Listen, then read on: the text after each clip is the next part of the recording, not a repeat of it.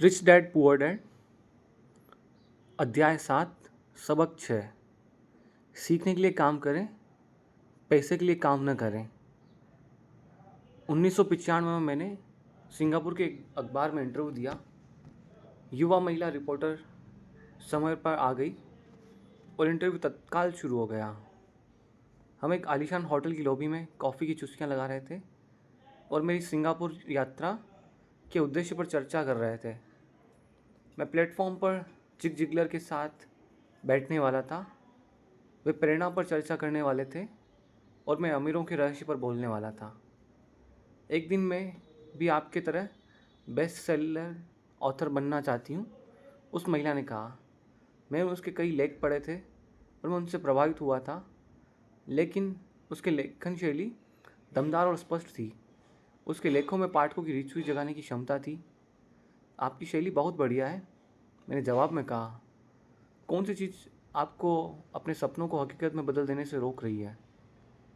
मेरा काम कहीं का कहीं जाता है, उसने शांतिपूर्ण कहा। हर आदमी कहता है कि मेरे उपन्यास बढ़िया हैं, परंतु कुछ नहीं होता, इसलिए मैं अखबार के लिए काम कर रही हूँ। कम से कम इससे मेरा खर्च तो चल जाता है। क्या आप इस बारे में कोई सुझाव देना चाहेंगे? हाँ बिल्कुल, मैंने उत्साह से कहा।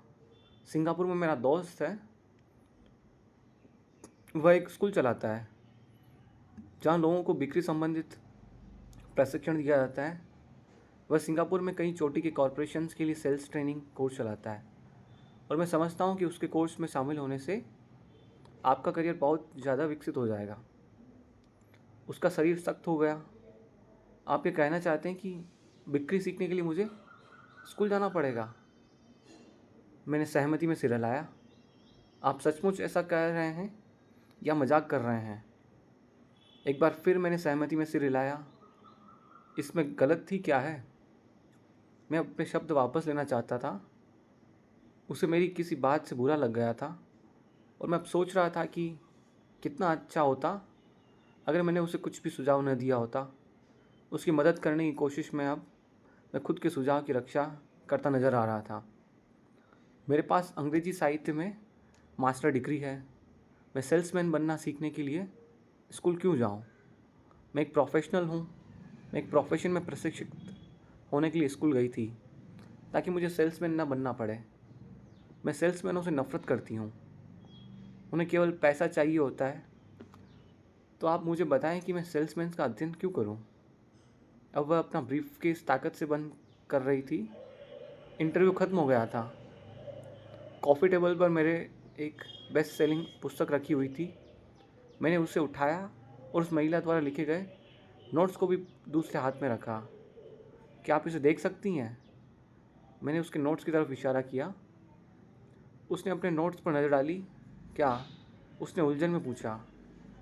एक बार फिर मैंने उसके नोट्स की तरफ जानबूझकर इशारा किया। उसके पैड पर उसने लिखा था, रॉबर्ट कियोसाकी, बेस्ट सेलिंग लेखक। यहाँ पर बेस्ट सेलिंग लेखक हुआ है, न कि बेस्ट राइटिंग लेखक। उसकी आंखें तत्काल फैल गई। मैं बहुत बुरा लेखक हूँ, आप बहुत बढ़िया लेखिका हैं। मैं सेल्स स्कूल गया हूँ, आपके पास मास्टर्स डिग्री है। दोनों को इकट्ठा कर लें और आप बेस्ट सेलिंग लेखिका और बेस्ट राइटिंग लेखिका बन सकती हैं। उसकी आंखों में गुस्सा था। मैं कभी इतने नीचे नहीं गिरूंगी कि बिक्री सीखने के लिए प्रशिक्षण लूँ। आप जैसे लोगों को तो लिखना ही नहीं चाहिए। मैं एक प्रोफेशनल लेखिका हूँ और आप एक सेल्समैन हैं। यह सही नहीं है। उसने अपने बाकी के नोट्स भी समेट लिए और वह सिंगापुर की उस नम सुबह में तेज़ी से बाहर चली गई। कम से कम उसने अगले दिन मुझे एक अच्छा कवरेज किया। दुनिया स्मार्ट, गुणी, शिक्षित और प्रतिभा संपन्न लोगों से भरी हुई है। हम उनसे हर दिन मिलते हैं, वे हमारे चारों तरफ है। कुछ दिनों पहले मेरी कार में कुछ गड़बड़ आ गई थी। मैं एक गैरेज में गया और युवा मैकेनिक ने उसे कुछ मिनटों में ठीक कर दिया। इंजन की आवाज़ सुनकर ही उसे समझ में आ गया कि गड़बड़ कहाँ थी। मैं हैरान था। दुखद सच तो यह था कि प्रतिभा ही पर्याप्त नहीं होती। मुझे लगातार ये देख देख कर झटका लगता है कि प्रतिभा संपन्न लोग कितना कम कमा पाते हैं। मैंने अभी हाल ही में सुना है कि 5% से भी कम अमेरिकी एक साल में $1 लाख से ज़्यादा कमा पाते हैं। मैं ऐसी प्रतिभाशाली और उच्च शिक्षित लोगों से मिला हूँ जो एक साल में $20,000 से भी कम कमा पाते हैं। मेडिकल व्यवसाय में विशेषज्ञता रखने वाला एक व्यावसायिक सलाहकार मुझे बता रहा था कि कितने डॉक्टर, दंत चिकित्सक और दूसरे लोग पैसे की समस्या से जूझ रहे हैं, और मेरी सोच यह थी कि एक बार डॉक्टर बनने के बाद तो पैसा उनके घर बरसने लगता होगा। इस व्यावसायिक सलाहकार ने मुझे एक बढ़िया वाक्य दिया, वे भारी दौलत से सिर्फ एक दक्षता दूर हैं। इस वाक्य का यह मतलब है कि ज़्यादातर लोगों को केवल एक और दक्षता सीखने की ज़रूरत है और उसके बाद उनकी आमदनी अपने आप बहुत ज़्यादा बढ़ जाएगी। मैं ये पहले ही बता चुका हूँ कि फाइनेंशियल बुद्धि, अकाउंटिंग, निवेश, मार्केटिंग और कानून का समन्वय है। इन 4 तकनीकी दक्षताओं को मिला दें और पैसे से पैसा बनाना ज़्यादा आसान हो जाएगा। जब पैसे की बात आती है तो ज़्यादातर लोगों में केवल ज़्यादा कड़ी मेहनत करने की दक्षता होती है। दक्षता के समन्वय का एक अच्छा उदाहरण अखबार की उस रिपोर्टर का है। अगर वह सेल्स और मार्केटिंग के क्षेत्र में दक्षता हासिल कर ले तो उसकी आमदनी हवा से बातें कर सकती है। अगर मैं उसकी जगह होता तो मैं एडवर्टाइज कम कॉपी राइटिंग और सेल्स के कोर्स में शामिल हो जाता। फिर अखबार में काम करने के बजाय मैंने किसी एडवर्टाइजिंग एजेंसी में नौकरी खोजी होती, चाहे उस काम में वेतन कम भी होता, परंतु इससे वह यह सीख जाती कि सफल एडवर्टाइजिंग में प्रयुक्त होने वाले शॉर्टकट का प्रयोग किस तरह होता है। उसे अपना कुछ समय जनसंपर्क में भी देना होता, जो एक महत्वपूर्ण दक्षता है। वह यह भी सीखती कि मुफ्त प्रचार में किस तरह लाखों कमाए जाते हैं। फिर रातों में और सप्ताहांतों में वह अपना महान उपन्यास पूरा कर सकती थी। जब वह पूरा हो जाता तो वह अपनी पुस्तक को बेचने के लिए ज़्यादा अच्छी स्थिति में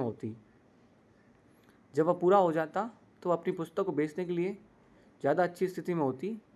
फिर कुछ ही समय में वह बेस्ट सेलिंग लेखिका हो सकती थी।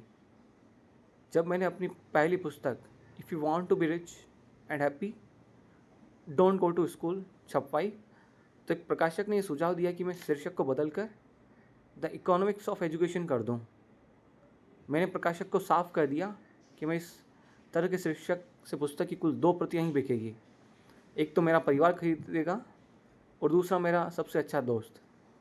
यह है कि वे दोनों ही इसे मुफ्त में पाने की कोशिश करेंगे।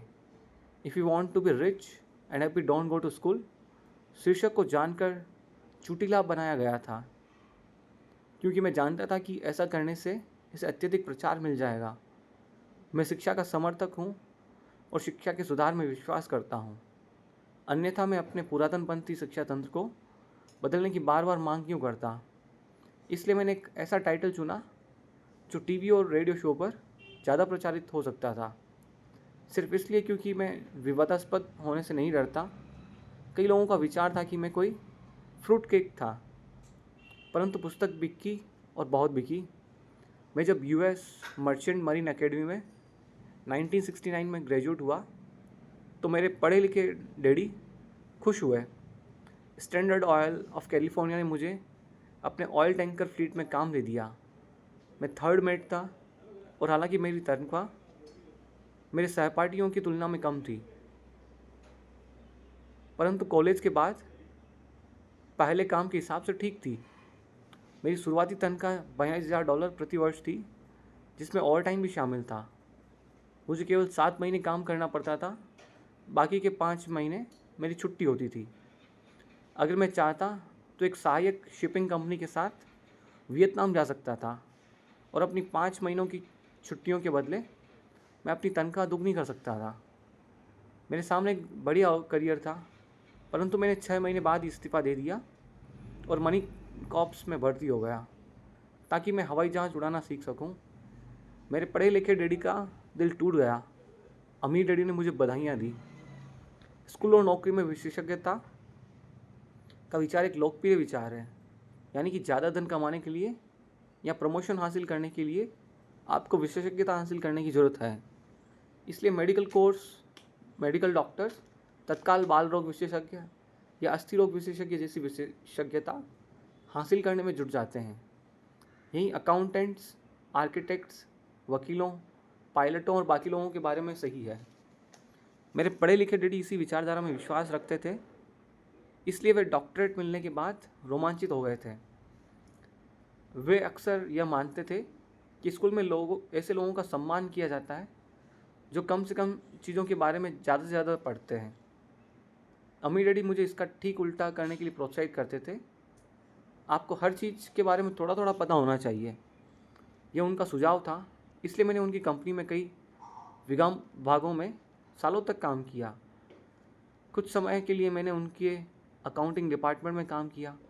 हालांकि मैं अभी अकाउंटेंट नहीं बन सकता था, परंतु वे चाहते थे कि मैं उस विभाग में रहकर उसके बारे में मोटी मोटी बातें समझ लूँ। अम्मी डैडी जानते थे कि मैं वहाँ की शब्दावली को पकड़ लूँगा और यह भी समझ लूँगा कि क्या महत्वपूर्ण होता है और क्या नहीं। मैं एक बस बॉय ऑफ कंस्ट्रक्शन वर्कर के रूप में भी काम कर चुका हूँ और सेल्स, रिजर्वेशन और मार्केटिंग में भी। वे मुझे और माइक को सीढ़ी दर सीढ़ी सिखा रहे थे। इसलिए वे चाहते थे कि हम लोग उनके बैंकर्स, वकीलों, अकाउंटेंट्स और ब्रोकर के साथ बैठकों में भाग लें। वे चाहते थे कि हम लोग उनके साम्राज्य के हर पहलू के बारे में थोड़ी थोड़ी जानकारी रखें। जब मैंने स्टैंडर्ड ऑयल की अच्छी तनख्वाह वाली नौकरी छोड़ी तो मेरे पढ़े लिखे डैडी ने मुझसे दिल खोल कर बातें की। उन्हें कुछ समझ में नहीं आ रहा था। वे मेरे निर्णय के पीछे के कारणों को नहीं समझ पा रहे थे। क्यों जिस नौकरी को मैंने इस्तीफ़ा दिया था उसमें तनख्वाह अच्छी थी, फ़ायदे बहुत थे, खाली समय भी बहुत मिलता था और प्रमोशन के अच्छे अवसर थे। तब एक शाम को उन्होंने मुझसे पूछा, तुमने नौकरी क्यों छोड़ दी? तो मैं लाख कोशिश करने के बाद भी उन्हें इसका कारण नहीं समझा सका। मेरे तर्क उनके तर्क के दायरे में फिट नहीं हो पा रहे थे। समस्या यह थी कि मेरा तर्क मेरे अमीर डैडी का तर्क था। मेरे पढ़े लिखे डैडी के लिए नौकरी की सुरक्षा ही सब कुछ थी। मेरे अमीर डैडी के लिए सीखना ही सब कुछ था। पढ़े लिखे डैडी का विचार था कि मैं शिप का ऑफिसर बनने की शिक्षा ग्रहण करने स्कूल गया था। अमीर डैडी जानते थे कि मैं अंतर्राष्ट्रीय व्यापार के अध्ययन के लिए स्कूल गया था। तो एक विद्यार्थी की तरह मैं सुदूर पूर्व और साउथ पैसिफिक जाने वाले जहाज़ों पर, बड़े फ्रूट्स पर, ऑयल टैंकरों और यात्री जहाज़ों पर काम करता रहा। अमीर डैडी इस बात पर जोर देते थे कि मैं यूरोप की तरफ जाने वाले जहाज़ों के बजाय प्रशांत महासागर पर अपना ध्यान केंद्रित करूं, क्योंकि भविष्य के देश एशिया में हैं, यूरोप में नहीं।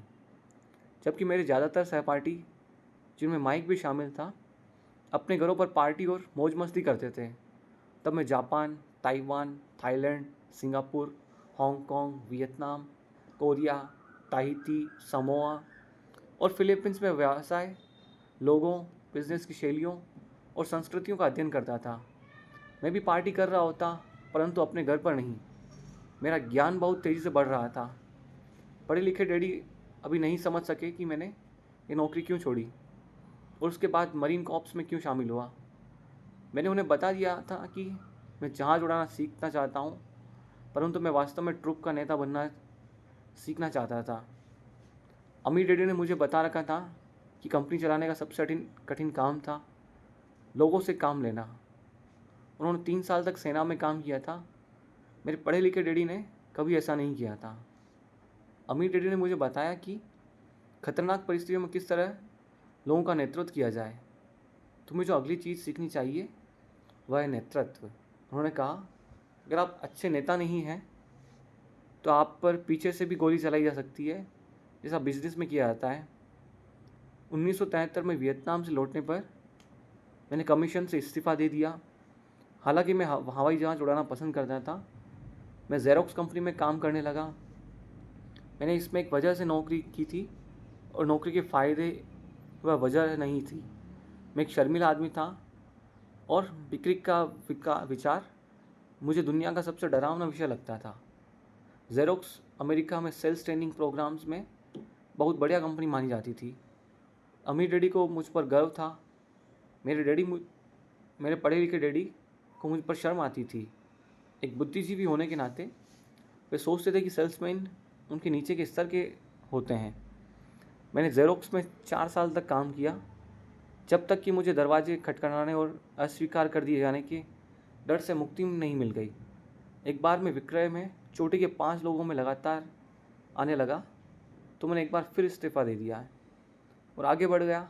एक बार फिर मैंने एक अच्छी खासी कंपनी के साथ अपना बढ़िया करियर छोड़ दिया। 1977 में मैंने अपनी पहली कंपनी खोली। अमीर डैडी ने मुझे और माइक को 2 कंपनियां चलाने का प्रशिक्षण दे दिया रखा था, तो अब मुझे उन्हें स्थापित करना ही सीखना था। मेरा पहला उत्पाद था नॉयलॉन और वेलक्रो का वॉलेट, जो फॉर ईस्ट में बनता था और समुद्री जहाज़ से न्यूयॉर्क में एक वेयरहाउस तक आता था। मेरी औपचारिक शिक्षा पूरी हो चुकी थी और अब मेरे पंखों की मजबूती की परीक्षा का समय आ गया था। अगर मैं असफल होता तो मैं दिवालिया हो गया होता। मेरे डैडी का मानना था कि 30 साल के पहले दिवालिया होना सबसे अच्छा होता है, आपके पास संभलने का मौका होता है। उनकी सलाह थी। मेरे 30वें जन्मदिन की शाम को मेरा पहला शिपमेंट कोरिया से न्यूयॉर्क के लिए रवाना हुआ। आज मैं अंतर्राष्ट्रीय स्तर पर बिजनेस करता हूँ और जैसा मेरे अमीर डैडी मुझे प्रोत्साहित किया करते थे, मैं विकासशील देशों का ध्यान केंद्रित करता हूँ। आज मेरी निवेश कंपनी दक्षिण अमेरिका, एशिया, नॉर्वे और रूस में निवेश करती है। एक कहावत है, जॉब एक संक्षिप्त रूप है जस्ट और ब्रॉक का, और दुर्भाग्य से यह करोड़ों लोगों के लिए साबित होता है, क्योंकि स्कूल यह नहीं समझाता कि फाइनेंशियल बुद्धि भी बुद्धि का एक रूप है। इसलिए ज़्यादातर कर्मचारी या मजदूर अपने साधनों के भीतर रह रहे हैं। वे मेहनत करते हैं और अपने बिल चुकाते हैं। एक और डरावनी मैनेजमेंट थ्योरी, काम करने वाले इसलिए थोड़ी मेहनत करते हैं ताकि उन्हें नौकरी से न निकाल दिया जाए, और मालिक उन्हें केवल इतना देते हैं ताकि काम करने वाले छोड़कर न चले जाएं। और अगर आप ज़्यादातर कंपनियों की तनख्वाह देखें तो आप पाएंगे कि इस बात में थोड़ी बहुत सच्चाई तो है। इसका कुल परिणाम यह होता है कि ज़्यादातर कर्मचारी आगे नहीं बढ़ पाते। वे वही करते हैं जो उन्हें सिखाया जाता है। सुरक्षित नौकरी खोज लो। ज़्यादातर काम करने वाले कम समय के पुरस्कारों जैसे वेतन और दूसरे फ़ायदों के लिए काम करते हैं, परंतु दीर्घकालीन दृष्टि से यह उनके लिए घाटे का सौदा साबित होता है। इसके बजाय मैं युवा लोगों को यही सलाह दूंगा कि नौकरी खोजते समय वे इस बात पर कम ध्यान दें कि वे कितना कमा रहे हैं, वे इस बात पर ज़्यादा ध्यान दें कि वे कितना सीख रहे हैं। रास्ते पर आगे की तरफ देखकर यह तय करें कि किसी खास प्रोफेशनल को चुनने के पहले और चूहा दौड़ में फंसने से पहले वे कितनी दक्षताओं में पारंगत होना चाहते हैं। एक बार लोग बिल चुकाने की आजीवन प्रक्रिया में फंस जाते हैं तो वे छोटे हैमस्टर की तरह धातु के छोटे पहियों के चारों तरफ घूमते रहते हैं। उनके छोटे पैर तेज़ी से घूमते हैं, पहिए भी तेज़ी से घूमते हैं, परंतु आने वाले कल में वे उसी पिंजरे में रहेंगे, नौकरी में। जंतरी मैगवायर फिल्म में टीम क्रूज का बहुत बढ़िया रोल था। इस फिल्म में कई बहुत जोरदार संवाद थे। शायद सबसे यादगार लाइन थी, मुझे पैसा दिखाओ। परंतु एक और लाइन थी जो मेरे हिसाब से ज़्यादा सच्ची थी। यह उस दृश्य में थी जहाँ टीम क्रूज फॉर्म छोड़कर जा रहा है। उसे नौकरी से निकाल दिया गया है और अब पूरी कंपनी से पूछता है, मेरे साथ कौन आना चाहता है? और सब लोग मौन और स्तब्ध हैं। केवल एक औरत बोलती है, मैं आना तो चाहती हूँ, परंतु मेरा 3 महीने में प्रमोशन होने वाला है। यह वाक्य शायद पूरी फिल्म का सबसे सच्चा वक्तव्य है। यह उस तरह का वक्तव्य है जो मेरे बिल चुकाने के लिए मेहनत करने वाले लोग हमेशा इस्तेमाल करते हैं। मैं जानता हूँ कि मेरे पढ़े लिखे डैडी हर साल तनख्वाह बढ़ने की आशा रखते थे और हर साल उन्हें निराशा होती थी। इसलिए वे फिर से स्कूल जाकर और ज़्यादा योग्यताएं हासिल करते थे ताकि उन्हें एक और वेतन वृद्धि मिल सके। परंतु एक बार फिर उन्हें निराशा ही हाथ लगती थी। मैं अक्सर लोगों से यह सवाल पूछता था कि रोज़मर्रा की यह गतिविधि आपको कहाँ ले जा रही है। छोटे हैमस्टर की तरह लोगों को यह देखना चाहिए कि उनकी कड़ी मेहनत का नतीजा क्या निकल रहा है, उनका भविष्य कैसा होगा। Cyril Brickfield, the American Association of Retired People, के भूतपूर्व एग्जीक्यूटिव डायरेक्टर का कहना है कि प्राइवेट पेंशन की हालत बहुत ख़राब है। पहली बात तो यह है कि आज काम करने वालों में से 50% को कोई पेंशन नहीं मिलेगी। इस बात से चिंता होनी चाहिए। और बाकी बचे 50% से भी 75 से 80% लोगों को नाम मात्र की पेंशन मिलेगी, जो $55 या $150 या $3000 होगी। अपनी पुस्तक द रिटायरमेंट मिथ में क्रेग एस कॉर्पेल लिखते हैं, मैं एक बड़ी राष्ट्रीय पेंशन सलाहकार फर्म के मुख्यालय में गया और मैं मैनेजिंग डायरेक्टर से मिला। उसकी विशेषज्ञता बढ़िया रिटायरमेंट योजनाएं तैयार करने में थी। जब मैंने उससे पूछा कि छोटे ऑफिसों में काम करने वाले लोगों को पेंशन से कितनी आमदनी की उम्मीद करनी चाहिए, तो उसने विश्वास भरी मुस्कुराहट के साथ कहा, सिल्वर बुलेट। सिल्वर बुलेट का क्या मतलब होता है, मैंने पूछा। उसने कंधे उचकाए। अगर बुजुर्गों को लगता है कि बुढ़ापे में उनके पास जिंदा रहने के लिए पर्याप्त धन नहीं है, तो अपने आप को गोली मार सकते हैं। कॉर्पल इसके बाद पुराने रिटायरमेंट प्लान और ज़्यादा खतरनाक नए 401 के प्लान में अंतर को स्पष्ट करते हैं। ज़्यादातर काम करने वालों के लिए यह कोई सुखद तस्वीर नहीं है। और यह तो हुई रिटायरमेंट की बात। जब इस तस्वीर में मेडिकल फीस और दीर्घकालीन नर्सिंग होम सुविधा को जोड़ा जाता है तो तस्वीर डरावनी हो जाती है। उनकी पुस्तक 1995 में वे बताते हैं कि नर्सिंग होम की फ़ीस $30,000 प्रतिवर्ष से $1,25,000 प्रतिवर्ष है। वे अपने इलाके के साफ सुथरे परंतु साधारण नर्सिंग होम में गए और उन्होंने 1995 में कीमत तो $88,000 पाया। आज भी समाजवादी चिकित्सा वाले देशों में कई अस्पतालों में कई कड़े फैसले लेने होते हैं, जैसे कौन जिएगा और कौन मरेगा। वे ये फैसले विशुद्ध रूप से इस आधार पर लेते हैं कि उनके पास कितना पैसा है और मरीज़ कितने वृद्ध हैं। अगर मरीज़ वृद्ध है तो वे अक्सर मेडिकल केयर को अपेक्षाकृत युवा व्यक्ति को दे देते हैं। बूढ़ा गरीब मरीज लाइन में सबसे पीछे खड़ा रहता है। तो जिस तरह अमीर लोग बेहतर शिक्षा हासिल कर सकते हैं, उसी तरह अमीर लोग अपने आप को जिंदा भी रख सकते हैं। जबकि उनके पास दौलत नहीं है, वे मर जाएंगे। तो मैं हैरान हो जाता हूँ कि क्या कर्मचारी भविष्य में देख पा रहे हैं या उनकी भविष्य दृष्टि केवल उनकी अगली तनख्वाह तक ही जाती है और वे अपने आप से कभी दूरगामी भविष्य के बारे में सवाल ही नहीं करते। जब मैं ज़्यादा पैसा कमाने की इच्छा रखने वाले वयस्कों के सामने बोलता हूँ तो मैं हमेशा एक ही चीज़ की सलाह देता हूँ। मैं ये सुझाव देता हूँ कि वे अपने जीवन के बारे में एक लंबा दृष्टिकोण रखें, केवल पैसे और सुरक्षा के काम करने के बजाय, जो हालांकि महत्वपूर्ण है। मैं सुझाव देता हूँ कि वे एक और काम करने लगे जो उन्हें एक और दक्षता सिखा दे। अगर वे सेल्स तकनीकें सीखना चाहते हैं तो अक्सर मैं उनसे किसी नेटवर्क मार्केटिंग कंपनी में शामिल हो जाने के लिए कहता हूँ, जिसे मल्टीलेवल मार्केटिंग भी कहा जाता है। इनमें से कुछ कंपनियों के प्रशिक्षण कार्यक्रम बहुत बढ़िया होते हैं, जो लोगों के मन से झिझक और असफलता का डर निकाल देते हैं, जो लोगों के असफल होने का मुख्य कारण होते हैं। लंबे समय में शिक्षा धन से मूल्यवान है। जब मैं यह सुझाव देता हूँ तो अक्सर लोगों की प्रतिक्रिया होती है, पर इसमें बहुत झंझट है, या मैं केवल वही करना चाहता हूँ जिसमें मेरी रुचि है। इसमें बहुत झंझट है कि जवाब में मैं पूछता हूँ, तो आप ज़िंदगी भर सिर्फ इसलिए काम करते रहेंगे ताकि आपकी आय में से 50% आप सरकार को दे दें। दूसरे वक्तव्य में मैं केवल वही करना चाहता हूँ जिसमें मेरी रुचि है कि जवाब में मैं कहता हूँ, मैं जिम जाने में बिल्कुल मेरी रुचि नहीं रखता हूँ, परंतु मैं वहाँ इसलिए आता हूँ ताकि मैं ज़्यादा फिट हो सकूँ और ज़्यादा समय तक जिंदा रह सकूँ। दुर्भाग्य से उस पुरानी कहावत में कुछ सच्चाई है। आप एक बूढ़े कुत्ते को नई चालबाजी नहीं सिखा सकते। जब तक कोई आदमी बदलने के लिए तैयार न हो, बदलना बहुत कठिन हो जाता है। This is to be highlighted कि जब एक आदमी बदलने को तैयार नहीं हो तो बदलना बहुत कठिन हो जाता है।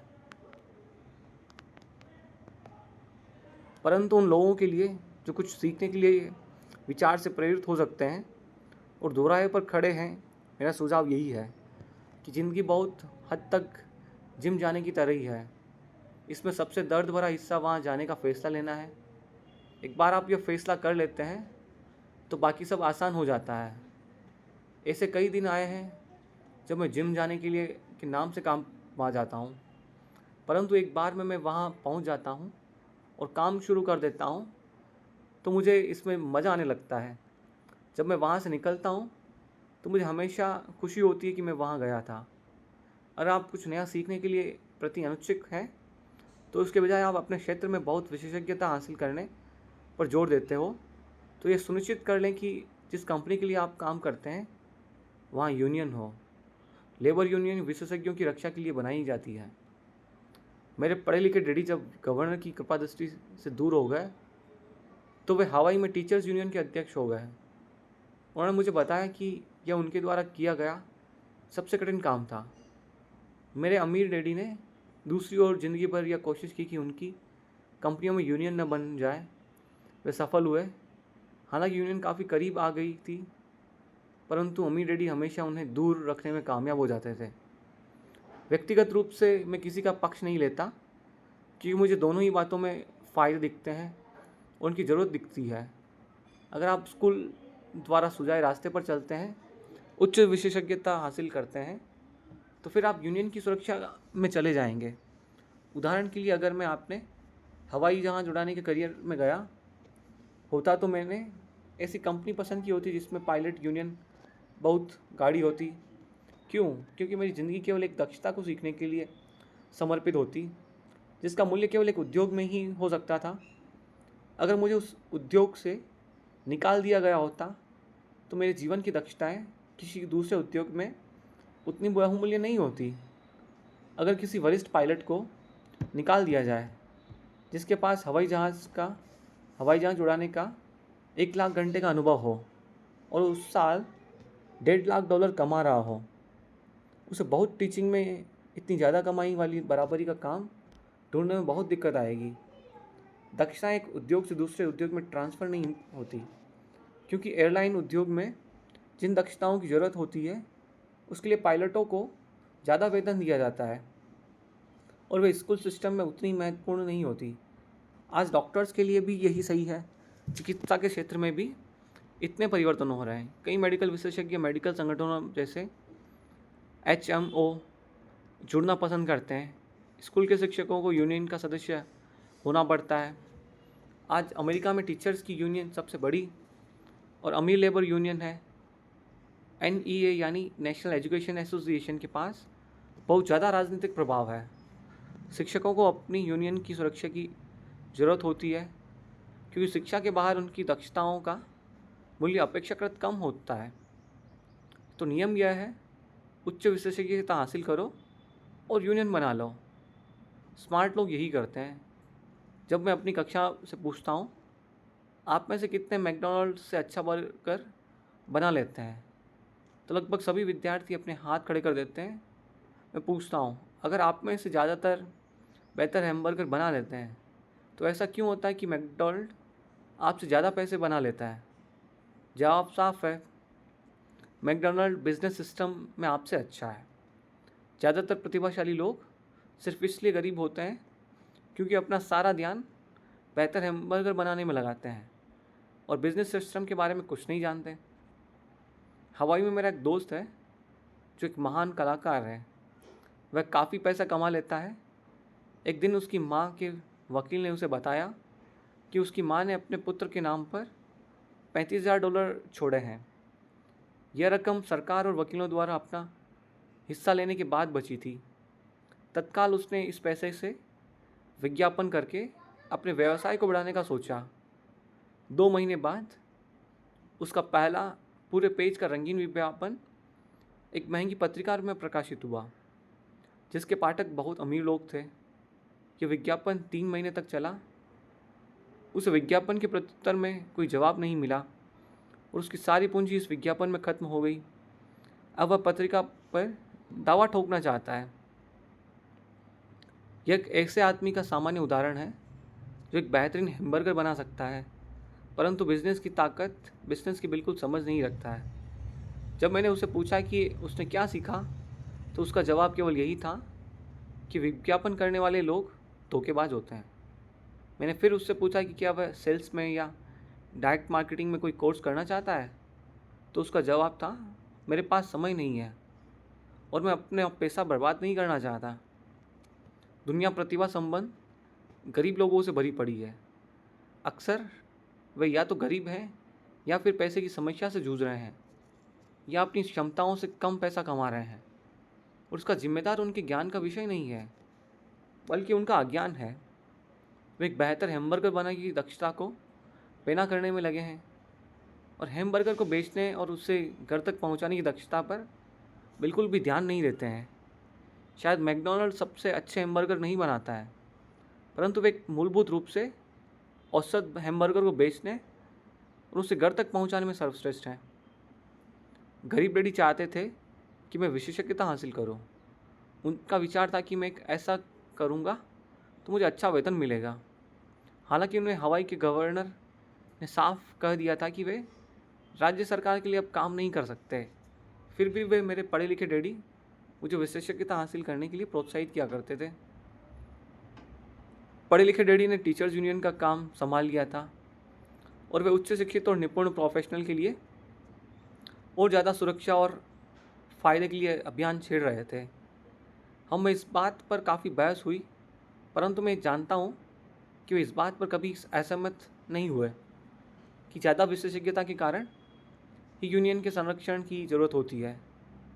वे यह कभी नहीं समझ पाए कि आप जितनी ज़्यादा विशेषज्ञता हासिल कर लेते हैं उतना ही ज़्यादा आप जाल में फंस जाते हैं और आप अपनी विशेषज्ञता पर निर्भर हो जाते हैं। अमीर डैडी की सलाह यह थी कि माइक और मैं खुद विकास करें। कई कॉरपोरेशन यही करते थे। वे बिजनेस स्कूल के किसी युवा प्रतिभाशाली विद्यार्थी को चुन लेते हैं और फिर उस आदमी को इस तरह विकसित करते हैं ताकि एक दिन वह कंपनी की जिम्मेदारी संभाल सके। और यह प्रतिभाशाली युवा कर्मचारी किसी एक डिपार्टमेंट में विशेषज्ञ नहीं होते हैं। वे बिजनेस सिस्टम के सभी पहलुओं को की जानकारी लेने में के लिए उस डिपार्टमेंट तक काम करना सीखते हैं। अमीर लोग अक्सर अपने बच्चों या दूसरों के बच्चों को इसी तरह विकसित करते हैं। ऐसा करने से उनके बच्चों को बिजनेस की पूरी प्रक्रिया अच्छी तरह से समझ में आ जाती है और वे समझ जाते हैं कि किस तरह विभिन्न डिपार्टमेंट में तालमेल होता है। दूसरे विश्व युद्ध की पीढ़ी में कंपनी से दूसरी कंपनी में जाना बुरा समझा जाता था। आज इसे स्मार्ट समझा जाता है, क्योंकि लोग ज़्यादा विशेषज्ञता हासिल करने के बजाय इस कंपनी को बदलकर दूसरी कंपनी में जाना पसंद करेंगे। तो क्यों न कमाने के बजाय ज़्यादा सीखने पर ध्यान केंद्रित किया जाए। कम समय हो सकता है और आपकी आमदनी कम हो, परंतु लंबे समय में इसे आपको बहुत ज़्यादा फ़ायदा होगा। सफलता के लिए जिन मुख्य मैनेजमेंट दक्षताओं की ज़रूरत होती है वह है कैश फ्लो का मैनेजमेंट, सिस्टम का मैनेजमेंट, आपके और आपके परिवार के साथ समय को मिलाकर लोगों का मैनेजमेंट। सबसे महत्वपूर्ण विशेषज्ञ दक्षता सेल्स और मार्केटिंग की समझ है। बिक्री की योग्यता ही व्यक्तिगत सफलता की आधारभूत कुशलता है। इसलिए आपको दूसरे आदमी के साथ संप्रेषण में कुशल होना चाहिए, चाहे वह कोई ग्राहक हो, कर्मचारी हो, बॉस हो, पत्नी हो या बच्चे हो। कम्युनिकेशन स्किल्स जैसे लिखना, बोलना और सौदेबाजी करना सफल जीवन के लिए बहुत ज़रूरी है। ये एक ऐसी कला है जिस पर मैं लगातार मेहनत करता हूँ और अपने ज्ञान को बढ़ाने के लिए पाठ्यक्रमों में भाग लेता हूँ या शैक्षणिक टेप खरीदता रहता हूँ। जैसा कि मैंने बताया, मेरे पढ़े लिखे डैडी ने जितनी ज़्यादा मेहनत की है वे उतने ही ज़्यादा काबिल बने। उन्होंने जितनी ज़्यादा विशेषज्ञता हासिल की वे उतने ही ज़्यादा फंसते चले गए। हालांकि उनकी तनख्वाह बढ़ी, पर उनके विकल्प कम होते चले गए। अब उन्हें सरकारी नौकरी से हटा दिया गया, तभी उन्हें पता चलेगा कि व्यवसाय की दृष्टि से कितने जोखिम में थे। यह तो किसी तरह का मामला हो गया जैसे प्रोफेशनल एथलीट को अचानक चोट लग जाए या वह खेलने के लिए ज़्यादा बूढ़ा हो जाए। उनकी ऊंची तनख्वाह वाली स्थिति चली जाती है और वे अपनी सीमित दक्षताओं के सहारे जीवन यापन करते हैं। मैं सोचता हूँ कि इसलिए मेरे पढ़े लिखे डैडी बाद में यूनियनों के इतने समर्थक बन गए थे। उन्होंने ये महसूस कर लिया था कि यूनियन ने उन्हें कितना ज़्यादा फ़ायदा दिलाया है होगा। अमीर डैडी माइक और मुझे सभी चीज़ों के बारे में थोड़ी थोड़ी जानकारी रखने के लिए प्रोत्साहित करते थे। वे हमें ऐसे लोगों के साथ काम करने के लिए प्रोत्साहित करते थे जो हमसे ज़्यादा स्मार्ट थे। वे हमसे यह भी चाहते थे कि हम स्मार्ट लोगों के से एक टीम के रूप में काम करवाएं। आज इसे व्यावसायिक विशेषज्ञताओं का समन्वय कहा जाएगा। आज मैं भूतपूर्व स्कूल टीचर से मिलता हूँ जो हर साल लाखों डॉलर कमा रहे हैं। वे इतना ज़्यादा इसलिए कमा रहे हैं क्योंकि इनके पास अपने क्षेत्र की विशेषज्ञ दक्षताओं के अलावा भी दक्षताएं हैं। वे सिखा भी सकते हैं और बेच भी सकते हैं और मार्केटिंग भी कर सकते हैं। बिक्री और मार्केटिंग की दक्षताएं ज़्यादातर लोगों को इसलिए कठिन लगती है क्योंकि इसमें नकारे जाने या अस्वीकार किए जाने का डर होता है। आज संप्रेषण, सौदेबाजी और अपने नकारे जाने के डर का सामना करने में जितने बेहतर होंगे, आपके लिए ज़िंदगी उतनी ही आसान होगी। जिस तरह मैंने अखबार की लेखिका को सलाह दी जो बेस्ट सेलिंग लेखिका बनना चाहती थी, मैं हर किसी को वही सलाह देना चाहूँगा। तकनीकी रूप से विशेषज्ञता हासिल करने से कुछ मजबूत पहलू होते हैं और कुछ कमज़ोर पहलू होते हैं। मेरे कुछ दोस्त हैं जो जीनियस हैं, परंतु वे दूसरे लोगों के साथ प्रभावी ढंग से बात नहीं कर पाते हैं। परिणाम स्वरूप उनकी आमदनी बहुत कम है। मैं उन्हें सलाह देता हूँ कि वे 1 साल तक बिक्री की कला सीख लें। चाहे वे कुछ भी न कमाएं, परंतु उनकी कम्युनिकेशन स्किल सुधर जाएगी और यह अनमोल है। अच्छे सीखने वाले, बेचने वाले और मार्केटिंग करने वाले व्यक्ति होने के अलावा हमें अच्छे शिक्षक और अच्छे विद्यार्थी होने की भी ज़रूरत है। दरअसल अमीर लोगों के अमीर होने के लिए आप में लेने के साथ ही देने की काबिलियत भी होनी चाहिए। आर्थिक या प्रोफेशनल संघर्ष के मामलों में देने और लेने में बहुधा कमी होती दिखाई दे गई है। मैं से कई लोगों को जानता हूँ जो सिर्फ इसलिए गरीब हैं क्योंकि वे न तो अच्छे विद्यार्थी हैं, न ही अच्छे शिक्षक हैं। मेरे दोनों डैडी उदार थे। दोनों ने पहले सिद्धांत का पालन किया था। शिक्षा देना उनके लिए देने का एक प्रकार था। जितना ज़्यादा उन्होंने दिया उतना ही उन्होंने मिला। पैसे देने के मामले में ज़रूर उन दोनों में अंतर था। मेरे अमीर डैडी ने बहुत सा पैसा दान किया। उन्होंने अपने चर्च को दान दिया, समाज सेवी संस्थाओं को दान दिया और अपने फाउंडेशन को दान दिया। वे जानते थे कि पैसा हासिल करने के लिए पैसा देना होता है। पैसा देना ज़्यादातर अमीर परिवारों का रहस्य है। इसलिए रॉकफेलर फाउंडेशन और फोर्ड फाउंडेशन जैसे संगठन काम कर रहे हैं। ये संगठन उनकी संपत्ति को लेते हैं, उसे बढ़ाते हैं और लगातार देते रहते हैं। मेरे पढ़े लिखे डैडी हमेशा कहा करते हैं कि मेरे पास अतिरिक्त पैसा होगा, मैं उसे दान देने में दूंगा। समस्या यह थी कि उनके पास कभी अतिरिक्त पैसा नहीं आया, इसलिए वे ज़्यादा पैसे कमाने के लिए ज़्यादा मेहनत करते रहे और पैसे के सबसे महत्वपूर्ण नियम को भूल गए, दो और आपको मिलेगा। इसके बजाय वे यह यकीन करते रहे, लो और फिर दो। निष्कर्ष में यही कहना चाहता हूँ कि मुझ पर दोनों ही डैडियों की छाप है। मेरा एक हिस्सा कट्टर पूंजीपति का है जो पैसे से पैसा कमाने के खेल से प्रेम करता है।